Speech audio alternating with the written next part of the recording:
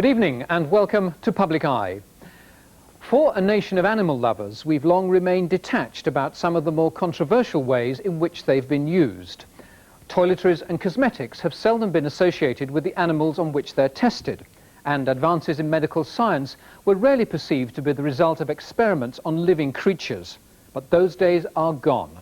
Animal rights are now an issue on the agenda, forced there not just by respectable campaigning groups, but by extremists who burn fleets of meat lorries, threaten innocent families and send letter bombs. The recent scare over Lucozade is but a fleeting glimpse of their underreported and growing campaign.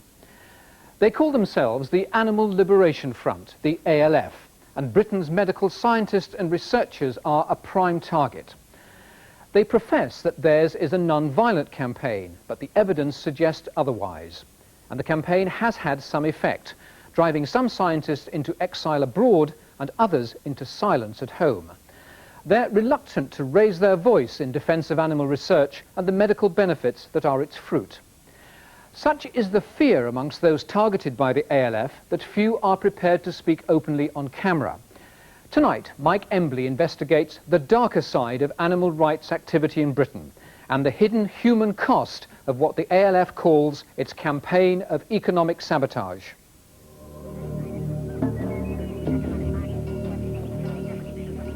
This is Northern Ireland. The images may look familiar. Pubs gutted by fire, farm buildings and machinery burned out by arsonists. A score of attacks on businesses and clubs. Well-tried tactics, but in an unlikely cause. Arson for animals. All this is claimed by the Animal Liberation Front. At first, of course, we thought it was the paramilitaries. There were several different types of paramilitaries in Northern Ireland, and that's what we really thought it was at the start. Somebody getting back at me because I was union as councillor. But Stanley McCoy's butcher shop in Newtonards, east of Belfast, was burned out with 2 incendiary devices by the ALF. A butcher for 10 years, he was also a vocal supporter of the local hunt. Either may have cost him his livelihood. I broke down in tears and cried when this premises went up. It was a Saturday night, and I said to myself, what am I going to do with myself on Monday? Has it stopped here, or has there been more since? Well, no, it hasn't stopped, no, really. You get telephone calls to the house. My children don't answer the telephone anymore. For the reason is that they asked my daughter, who is 10 years of age, my address. Somebody rang your house? They rang my house, and I don't feel that my children were safe, and actually I'm thinking about moving house as well. For his part in promoting field sports, this man's home north of Belfast has been under siege for 3 years. John Beach is careful where he takes his walks.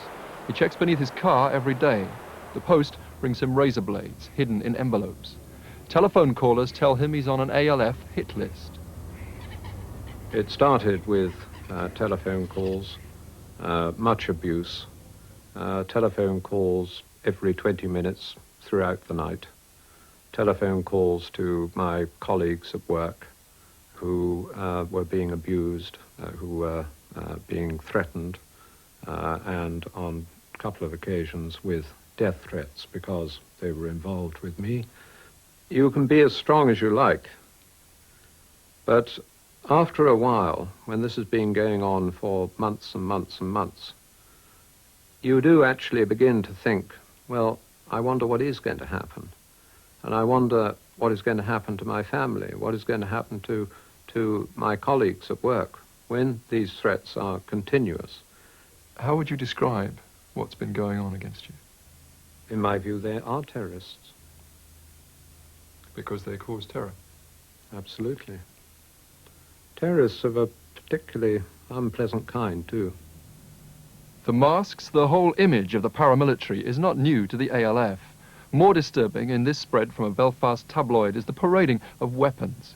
Public Eye's own inquiries suggest the claims about high explosive are untrue, but in the context of Northern Ireland, the message is unmistakable. Intimidation, severe and personal.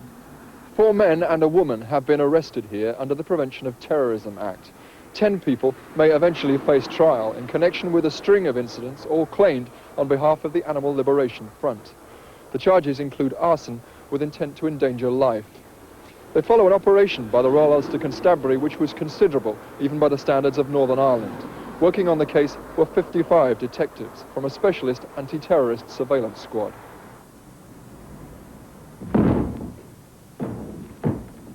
Throughout Britain, the Animal Liberation Front is now more active than ever before, causing millions of pounds worth of damage. Police list 400 attacks with incendiaries since the mid-1980s, 100 in just the first 6 months of this year. In one night, a meat company in the Midlands loses 9 lorries and up to £100,000. 9 more incendiaries failed to ignite. Threats of contamination remove every bottle of Lucozade from the country's shelves. The cost, £5 million. The target, parent company SmithKline Beecham Pharmaceuticals. Up to 70 attacks a month on Boots the chemist for Boots Pharmaceuticals' part in testing drugs on dogs. They have been enormously effective. They are doing far more economic damage to this country than the IRA. And by and large, a lot of this economic damage is going unreported. It's going unreported because the targets are worried that if the level is actually known, is actually publicised, then it will just add to their problems. This is the activist's manual that primes the ALF's latest incendiary campaign. Roughly photocopied, widely distributed, it's a handbook for sabotage. How to make timed incendiaries and petrol bombs, how best to damage vehicles, locks and phone lines, how to handle the media, the home numbers and addresses of field sports organisers. The impact of ALF incendiaries became clear 8 years ago in the campaign against the fur trade. Devices supposed to ruin stock by setting off sprinklers destroyed several stores, a proud boast in ALF promotional videos. It would be naive to presume that large companies would be persuaded by compassionate arguments. They sell fur to make money. They will only stop when it is unprofitable. These actions made it that way, and the stores pulled out of the fur trade. Brendan McNally was one of a dozen activists in prison for their part in the incendiary campaign against fur. You plant a device of any kind, you accept the risk of injury, possibly even death. It must be there. A device, if a device is planted, it's planted to damage property. Yes, and but there's always a risk that people will come into contact. There are people in that property. Yeah, but the devices which I've come into contact with have been devices which, as far as we've been concerned, in the past that is, have carried no risk to human or animal life. People have been very careful, and in fact all the Animal Liberation Front activists I've ever met or worked with have had the same philosophy. ALF publicity stresses the philosophy of non-violent direct action, removing animals, destroying the property and profits of alleged abusers. But its lack of structure means in effect that anything is possible and everything deniable. The ALF is not an organisation in the same way that you might talk about the IRA, the UVF. There is no Central Army Command Council, if you like. The ALF is, because of its anarchist origins, very disparate. If you or I wanted to become a cell of the ALF, all we'd have to do is start taking ALF-type actions, ringing up the local newspaper and saying, we firebombed a farmer's house or whatever, and then let the ALF Central Post Office know what we'd done. So it doesn't have a membership as such.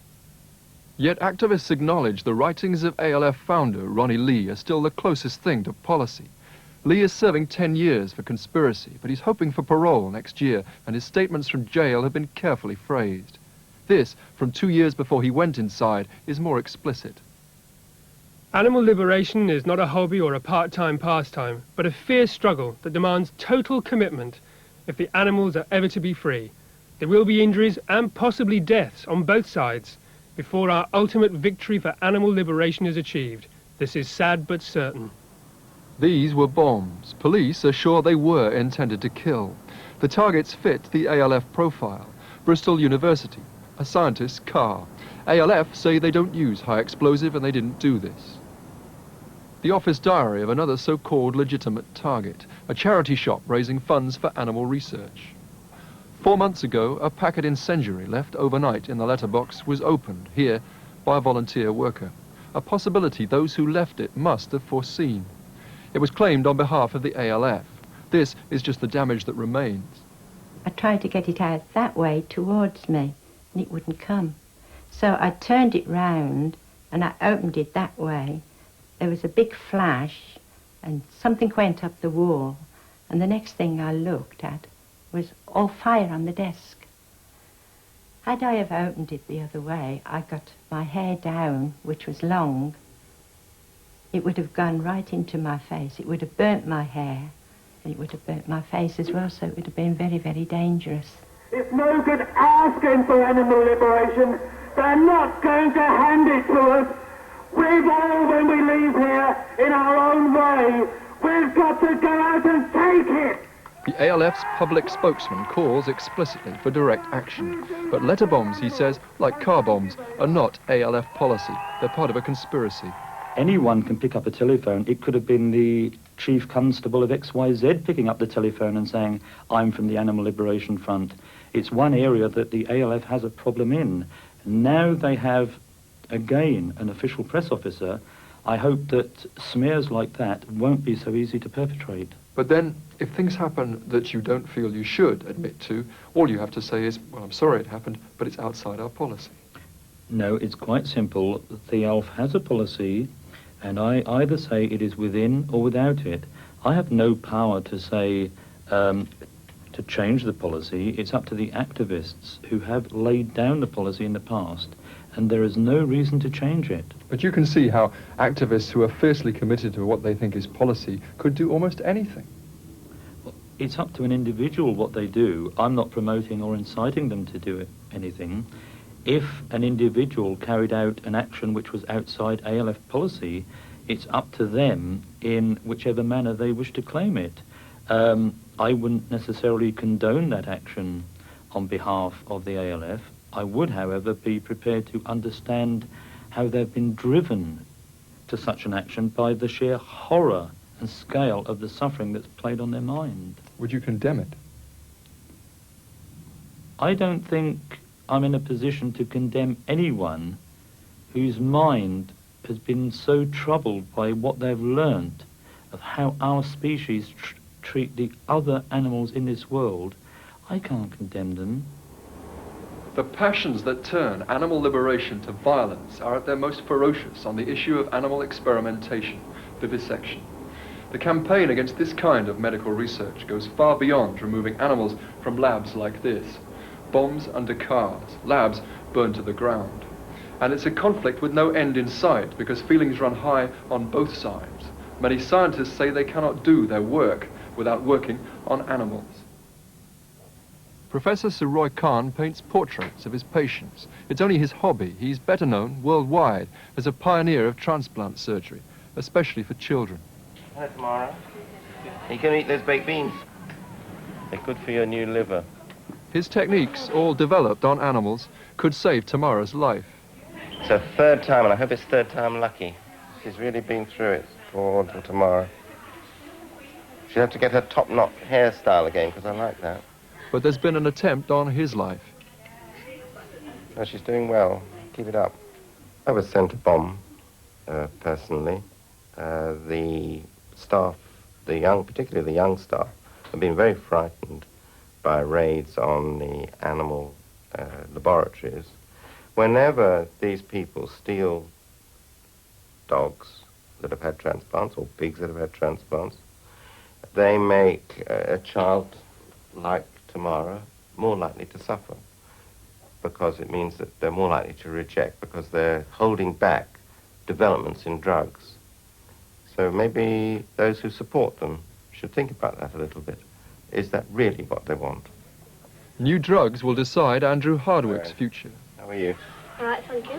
You just come up for a check. Now 10, he was given a new liver at the same time as Ben Hardwick, Britain's best-known transplant patient. 7.5 years, is it? Yes.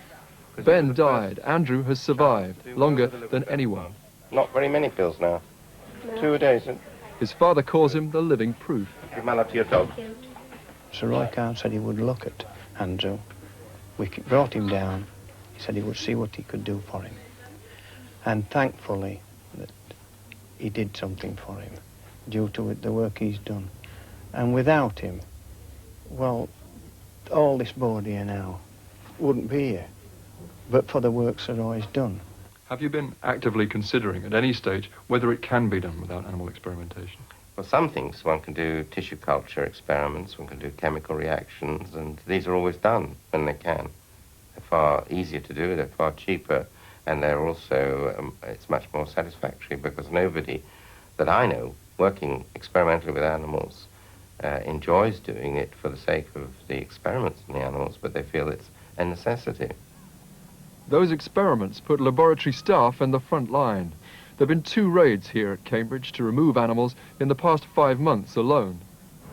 The second raid occurred after lunch one afternoon. 30 people with cameras and video cameras who knew exactly where they were going, who were there to photograph, not to bother the staff as such, but they did take some dogs while they were in the building.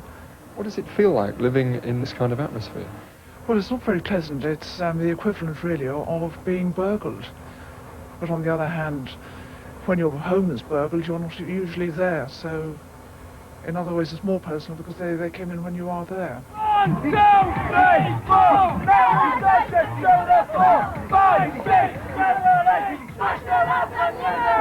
8, The words of the chant are violent, the mood of the march is militant. There's impatience here for change.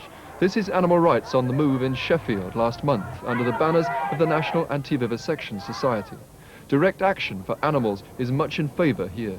The ALF are good and I support what they do because I don't think that animals should be left in laboratories, so if they want to get them out then they can, they've got my whole support. As far as the violence goes, I'm not for the violence, but as far as economic sabotage goes, you know, smashing labs, because that's the only way we can get the information. Well, unfortunately, people want to see an end to it now, overnight. People haven't got the patience to wait because it will end through public pressure. Animal rights is something very different from the idea of animal welfare, which is what we were all brought up on, the love of animals, a sense of human beings having duties towards animals.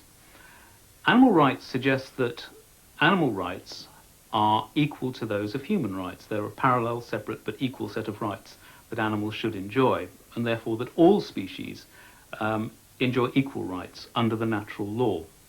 What has happened in the last 10 years is that, by and large, the philosophy of animal rights has overtaken beliefs in animal welfare amongst the rank and file of people who belong to mainstream groups. This injection will give this mouse bowel cancer. It's been specially bred to develop human cancer cells. 18,000 like it are experimented on each year in the search for a cancer vaccine. Rodents make up more than 80% of the 3 million animals used each year in Britain. In the past 10 years of animal rights activism, numbers have dropped by more than 1 million. Britain's laboratory laws are now the most restrictive in the world. But many mainstream anti-vivisection campaigners, outspoken too against violence, feel no concession short of abolition is enough. I came to realise that on ethical grounds it wasn't justifiable for us to do to animals what we wouldn't do to human beings, because animals suffer pain and distress in the same ways that we do. How much of your objection to all this is purely scientific?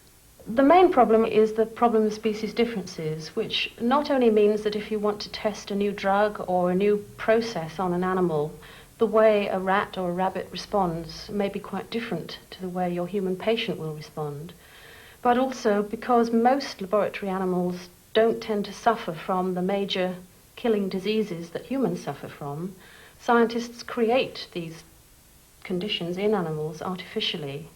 And while this may lead them to find out some aspects of the disease process, the cause of disease in the human organism is likely to be quite different, and so it can mislead as to the nature of the human illness. But a legitimate scientific debate is being stifled by intimidation. To some, Professor Colin Blakemore is a torturer. He's a rare public defender of the use of animals in medical research. His willingness to discuss his work has brought him death threats, and his university, this year alone, 2 incendiary attacks and raids which removed 300 animals. What do you do to cats and monkeys? You've been particularly attacked for sewing up the eyes of kittens. Is it true? Yes, some of the work involves depriving animals of vision, and the easiest and I think in many ways the least stressful way of doing that is simply to close the eyes, close the eyelids. To stitch them closed? Yes, to stitch them closed. Stitching the eyelids closed is a surgical procedure which is used fairly frequently by ophthalmologists, even in children, to protect the eye if it's damaged. So it's a standard surgical procedure which appears to cause very little distress, even to babies or young children that have it done to them. It's a very innocuous procedure. It sounds, of course, absolutely horrendous. The crucial application, says Colin Blakemore, is to child blindness, preventing the condition lazy eye, which can rarely be treated. He believes he's established why, when and where it occurs. His work involves 4 or 5 animals a year, but he says ALF raids have set it back years and turned his home into a fortress.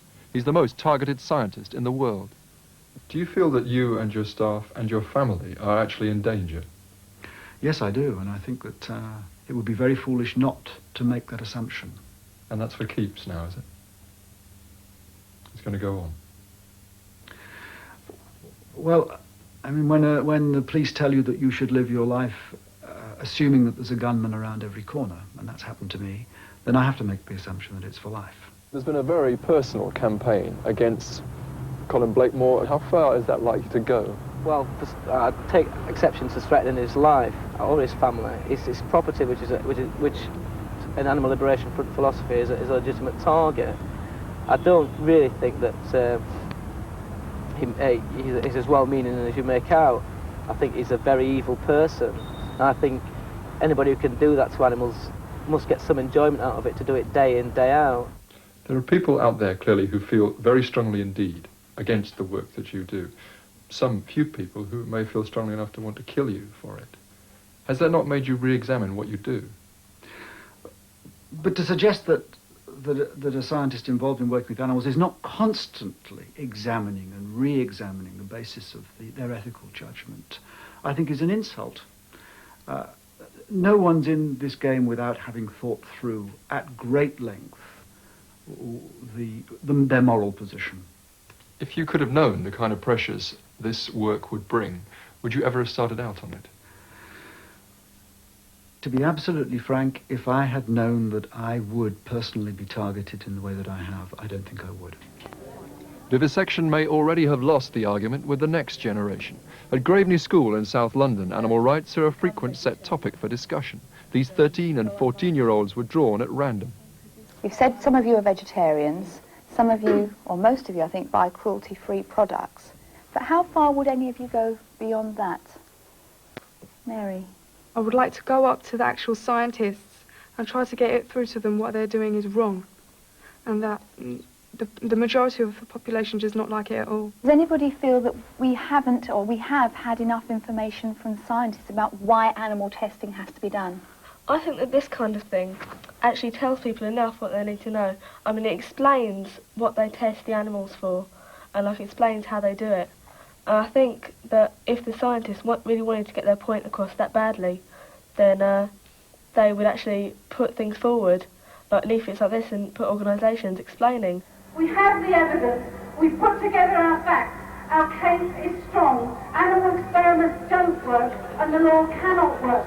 Jan Creamer heads the National Anti-Vivisection Society, one of the wealthiest animal rights groups. It supplies tens of thousands of information packs to schools like Graveney. The case for animal experimentation, she says, is non-existent. It hasn't achieved anything and it doesn't work. And our opposition are very fond of listing whole hosts of so-called medical progress, which they claim for themselves at the expense of clinicians who've worked with people. Do you have the medical expertise and the scientific knowledge to make these judgments? Yes, we have our own library. We've looked at the scientists' papers. We can translate the medical jargon. After the NAVS rally in Sheffield, an exhibition with many stalls, a large selection of ALF merchandise at one of them. The NAVS has published material from raids by Liberation Front activists in its own magazines. Do you pay for the materials that you use? I mean, materials taken from laboratories and research establishments? We tend to... let's stop there. The question was, do you pay for the material that you publish from the ALF? I asked the question because that is obviously a clear way of supporting their activity, if indeed you do that. Do you want to say it again? I'd be grateful if you'd answer the question. Don't you want to ask me the question again? Do you pay for material I'm only illegally asking obtained? for a prompt. Do you pay for material illegally obtained by the ALF and published in your publications? We have done paid for material in the past for photographs and things like this. You paid £5,000 at one time to the Central Animal Liberation League. That was for the purchase of photographs and copies of information. And for example, with the investigations that we do now, I mean, obviously we have to fund an investigation of that kind.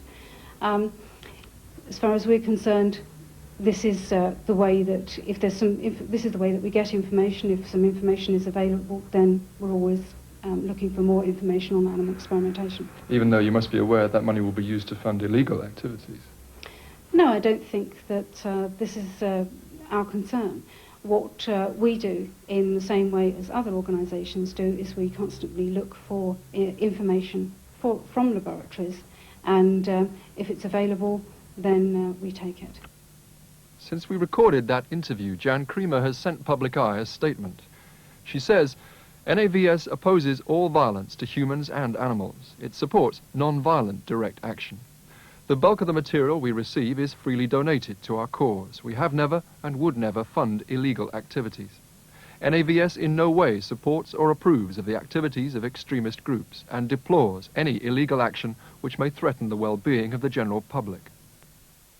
All the so-called terrorists I know are the really compassionate people, and I'm proud to stand here and say that I'm a friend of Ronnie Lee. At the same rally in Sheffield, Robin Webb, RSPCA council member, names his ALF heroes. And everyone else who has been in jail, who is in jail, and will go to jail for the animals. They are the heroes of the movement. They are the hope for the animals. Robin Webb was advocating direct action in an ALF magazine a year ago. The 12 members of the RSPCA council will consider his future next month. I believe a considerable number of the council members are out of touch with the latter part of the 20th century. How many more people within the RSPCA council sympathise directly with you? It's hard to tell. Immediately, I would say at least half a dozen. General sympathies, probably many more. Clearly, Mr. Webb will explain his views when he gets that opportunity before our council, and it will then be for them to decide what should be done. What do you expect to happen to him? I think it would be inappropriate for me to speculate on that. They're intelligent people, they'll come to their own conclusions. But it must have been quite clear, for around a year at the very least, that there were people within your organisation who wanted to take a much more militant stance, quite against your regulation. There may well be people within the organisation who have differing views to those of the mainstream of the RSPCA, but the RSPCA's politics and policies have always been overtly clear. Now, if those individuals disagree with them, they may seek to change them. They won't, and they certainly won't move the RSPCA away from a position of seeking to attain the best for all animals on our planet, all our fellow creatures, by all lawful means. Many have already moved well beyond lawful means, some beyond any definition of non-violent direct action. Anti-terrorist law has been invoked in Northern Ireland. Some say the ALF should actually be banned. What worries me about the ALF is that they are totally irresponsible.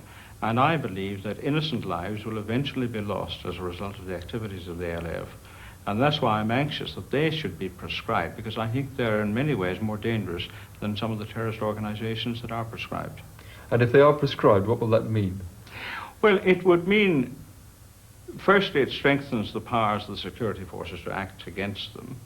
And secondly, insofar as those who have been damaged or hurt by the ALF, it improves their chances of getting proper and fair compensation.